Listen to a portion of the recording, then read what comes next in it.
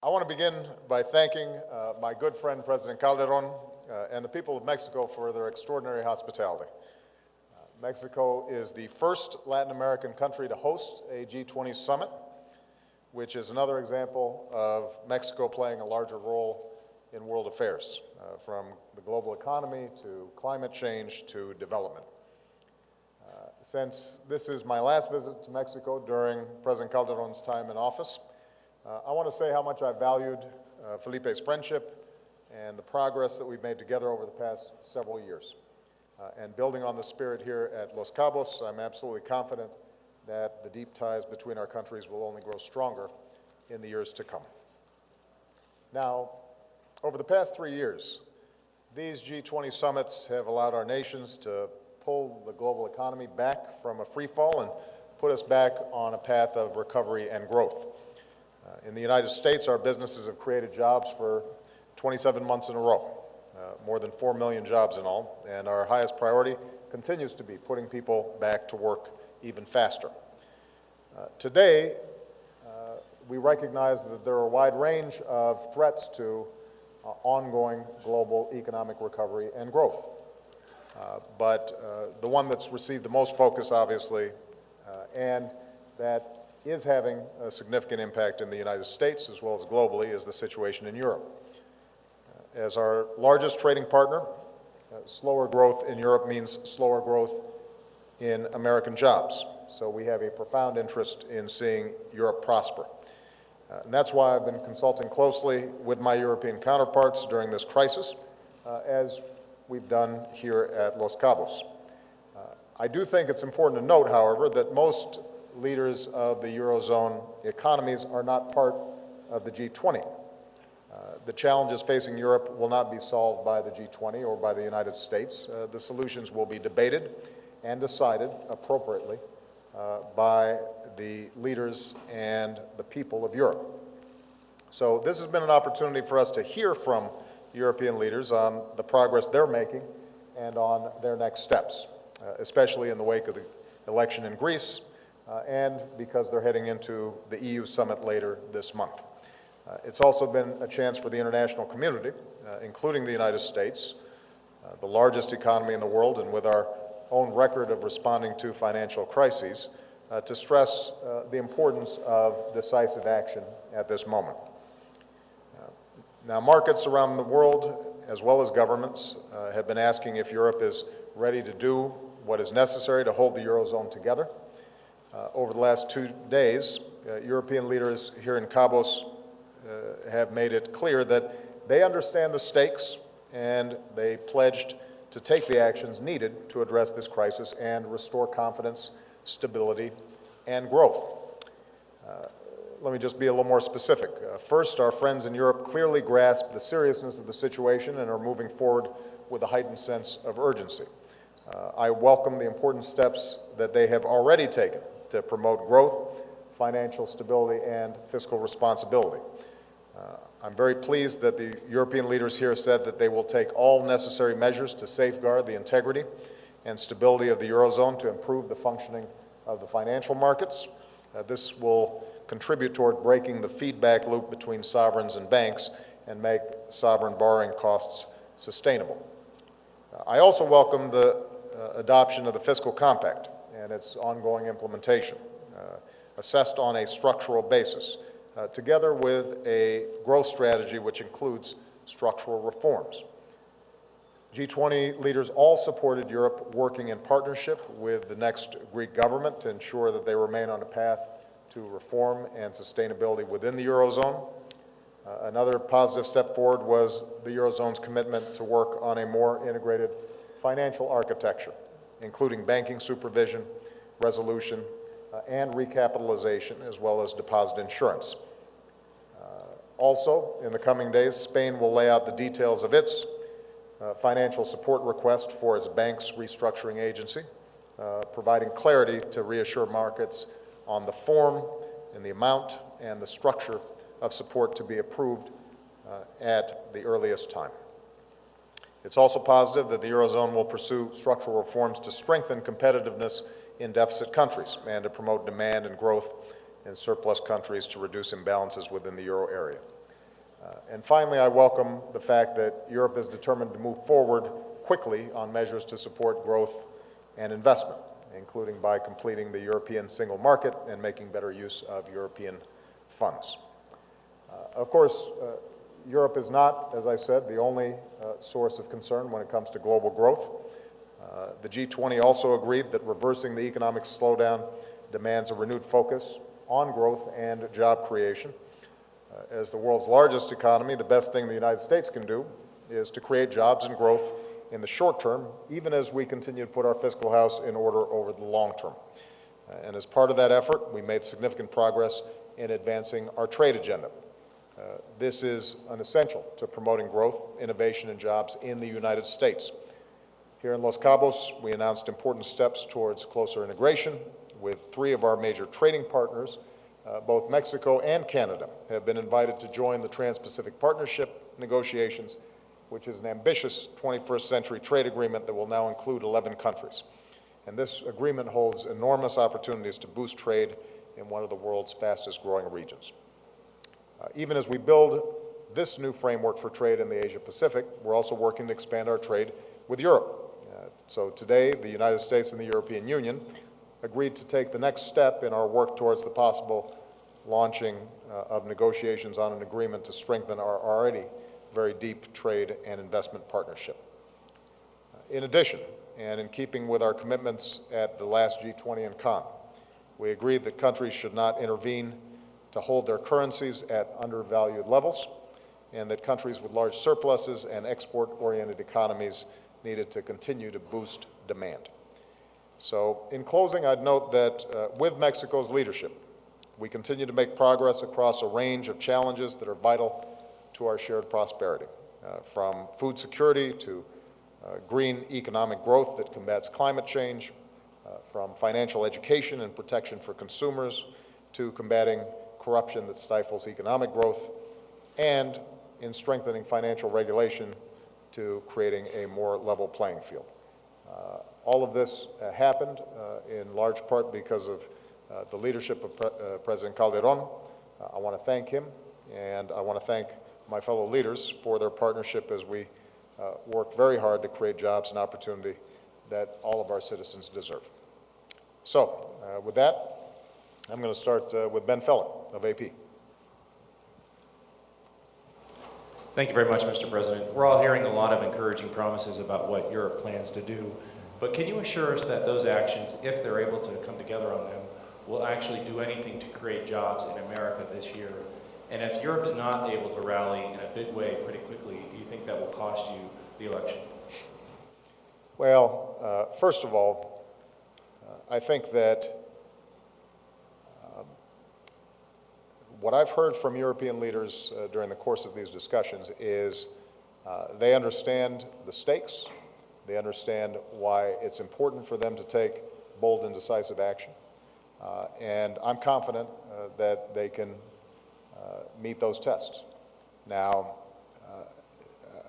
I always show great sympathy for my European friends because they don't have to deal with one Congress, they have to deal with 17 parliaments if you're talking about the Eurozone. If you're talking about the European Union, you're talking about 27.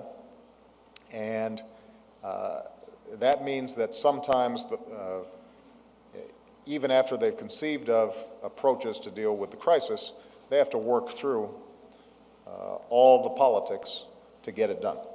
And markets are a lot more impatient. And so what I've encouraged them to do is to lay out a framework for where they want to go in increasing European integration, in resolving the financial pressures that are on sovereign countries. Even if they can't achieve all of it in one fell swoop, I think if people have a sense of where they're going, that can provide confidence and break the fever. Because, you know, if you think about Europe, look, this remains one of the wealthiest, most productive regions of the world. Europe continues to have enormous strengths, a very, well-educated, productive workforce. They have some of the biggest, best-run companies in the world. They have trading relationships around the world.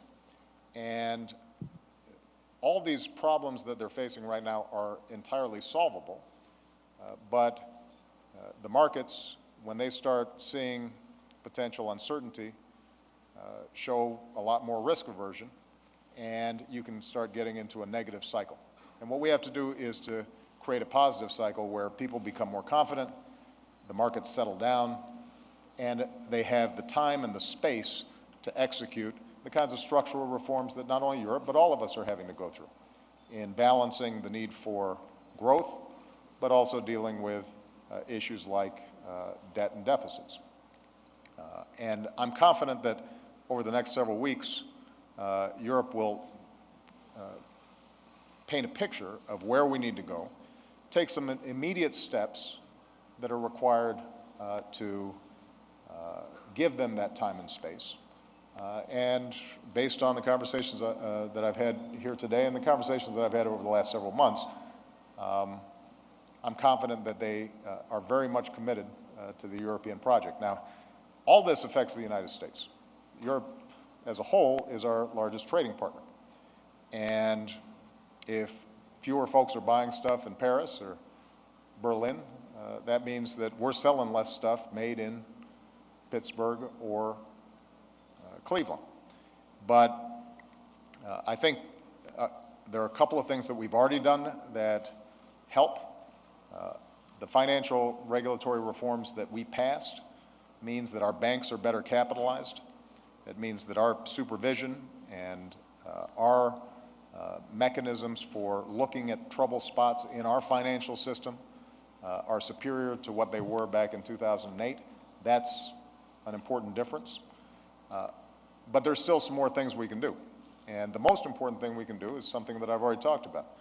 If Congress would act on a jobs plan that independent economists say would put us on the path of creating an extra 1 million jobs on top of the ones that have already been created, putting teachers back in the classroom, putting construction workers back on the job, rebuilding infrastructure that badly needs to be rebuilt. All those things can make a significant difference, and given that we don't have full control over what happens in Europe or the pace at which things happen in Europe, let's make sure that we're doing those things that we do have control over and that are good policy anyway. I think it's fair to say that all these issues, economic issues, will potentially have some impact on the election. But that's not my biggest concern right now. My biggest concern is the same concern I've had over the last 3.5 years, which is folks who are out of work or underemployed or unable to pay the bills. What steps are we taking that potentially put them in a stronger position? And I've consistently believed that if we take the right policy steps, if we're doing the right thing, then the politics will follow. And my mind hasn't changed on that. Jeff Mason, Reuters. Where's Jeff? Right here. Thank you, sir. My question is about Syria. Did President Putin of Russia indicate any desire on Russia's part for Assad to step down or to leave power? And did you make any tangible progress in your meetings with him or with Chinese President Hu in finding a way to stop the bloodshed there? Right. Thank you. Well, these were major topics of conversation in both meetings. And anybody who's seen scenes of what's happening in Syria, I think, recognizes that the violence is completely out of hand, that civilians are being targeted, and that Assad has lost legitimacy. And when you massacre your own citizens in the ways that we've seen, it is impossible to conceive of an orderly political transition that leaves Assad in power. Now, that doesn't mean that that process of political transition is easy. And there's no doubt that Russia, which historically has had a relationship with Syria, as well as China, which is generally wary of commenting on what it considers to be the internal affairs of other countries, are and have been more resistant to applying the kind of pressure that's necessary to achieve that political transition. We had a very candid conversation. I wouldn't suggest that at this point the United States and the rest of the international community are aligned with Russia and China in their positions, but I do think they recognize the grave dangers of all-out civil war. I do not think they condone the massacres that we've witnessed, and I think they believe that everybody would be better served if Syria had a mechanism for ceasing the violence and creating a legitimate government. You know, what I've said to them is that it's important for the world community to work with the United Nations and Kofi Annan on what a political transition would look like. And my hope is that we can have those conversations in the coming week or two, and that we can present to the world, but most importantly to the Syrian people, a pathway whereby this conflict can be resolved. But I don't think it would be fair to say that the Russians and the Chinese are signed on at this point. I think what is fair to say is that they recognize that the current situation is grave. It does not serve their interests. It certainly does not serve the interests of the Syrian people. And where we agree is that if we can help the Syrian people find a path to a resolution, all of us would be better off. But it's my personal belief, and I shared this with them, that I don't see a scenario in which Assad stays and violence is reduced. He had an opportunity with the Annan plan. They did not fulfill their side of the deal. Instead, we saw escalation and murder of innocent women and children. And at this point, we have the international monitors that were sent in having to leave because of this violence that's being perpetrated. And although you'll hear sometimes from some commentators that the opposition has engaged in violence as well, and obviously there's evidence of that. I think it's also fair to say that those haunting images that we saw in places like Home were the direct result of decisions made by the Syrian government, and ultimately Mr. Assad is responsible. We had an intensive conversation about it. If you're asking me whether they signed on to that proposition, I don't think it would be fair to say that they are there yet. But I'm going to keep on making the argument, and my expectation is that at some point there's a recognition that it's hard to envision a better future for Syria while Assad is still there. Juliana Goldman. Thank you, Mr. President. One of Mitt Romney's economic advisors recently wrote in a German publication that your recommendations to Europe and to Germany in particular reveal ignorance of the causes of the crisis, and he said that they have the same flaws as your own economic policies. I want to get your response to that, and also to follow up on Ben's question. Europe has been kicking the can down the road for years, so why are you any more convinced that we won't see another 3-month fix emerge out of Brussels at the end of the month? Well, you know, first of all, with respect to Mr. Romney's advisors, I'd suggest you go talk to Mr. Romney about his advisors. I would point out that we have one president at a time and one administration at a time. And I think traditionally, the notion has been that America's political differences end at the water's edge. I'd also suggest that he may not be familiar with what our suggestions to the Germans have been. And I think sometimes back home there's a desire to superimpose whatever ideological arguments are taking place back home onto a very complicated situation in Europe. The situation in Europe is a combination of things. You've got situations where some countries did have undisciplined fiscal practices, public debt. You had some countries like Spain whose problems actually arose out of housing speculation and problems in the private sector that didn't have to do with public debt. I think that there's no doubt that all the countries in Europe at this point recognize the need for growth strategies inside of Europe that are consistent with fiscal consolidation plans. And by the way, that's exactly what I think the United States should be thinking about.